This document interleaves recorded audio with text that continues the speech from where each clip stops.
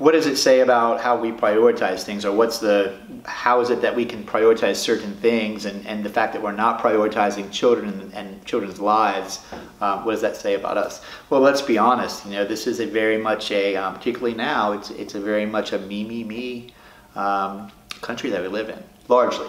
I mean, that's just what we've been brought up on, most of us. Most of us who are, whatever, 10 to 60 have been brought up with this more is better, buy, get, consume. And that's what we've all been brought up with since TV has been invented, because we certainly have it thrown at us ad nauseum on a daily basis. And so we've kind of been blinded to what's really important, to the real authentic level of what's important in life. And we see a lot of shiny things. And just like a crow loves to fly and gather shiny things, people can be easily subjected to that too. And when you're constantly inundated with shiny things, and those things become of value when the administration is leading you to believe that amassing the most amount of money that you can is somehow your success, that's somehow how you've won, when you've got children dying on a daily basis. See, I don't think that's true. I think if I'm bringing these children up and I'm helping these children to have a future and to have a life and to get an education and to feel loved and to be seen and to be heard,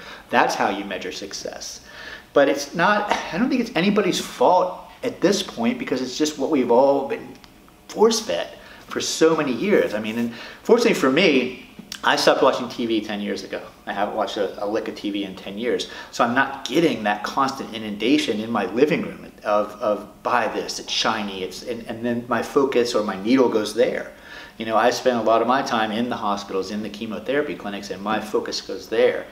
And so I think if we had, it's kind of like an out of sight, out of mind thing, right? Like if you had more people, I always tell people, why don't you come to the clinic with me one day? You know what, I'd love to take some of these politicians to the clinic with me for one day, just to see what I see and to hear what I hear and to feel what I feel, and wonder if their priorities wouldn't change just a little bit. The amount of money that we spend on certain things that, I mean, if we spend $5 billion on a wall, right, what could that $5 billion really be used for on a raw humanitarian level? Now, I'm not arguing whether or not you need to build it. That's not my place to argue that. I'm just saying, is there not a better prioritization of that money right now than that? And I would gather and say to you, yes, there absolutely is. Because I hold the hands of kids when they die. And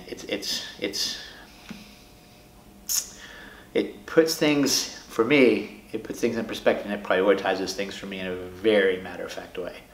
And if we had less of that inundation and less of that shiny thing, buy this, and more of the connections, the real, raw, honest, authentic connections, then I think we would be in a better position. It's a lot about our country and the world, particularly our country. I think we're at the head of that because America is big and everything's big and grand and great in America.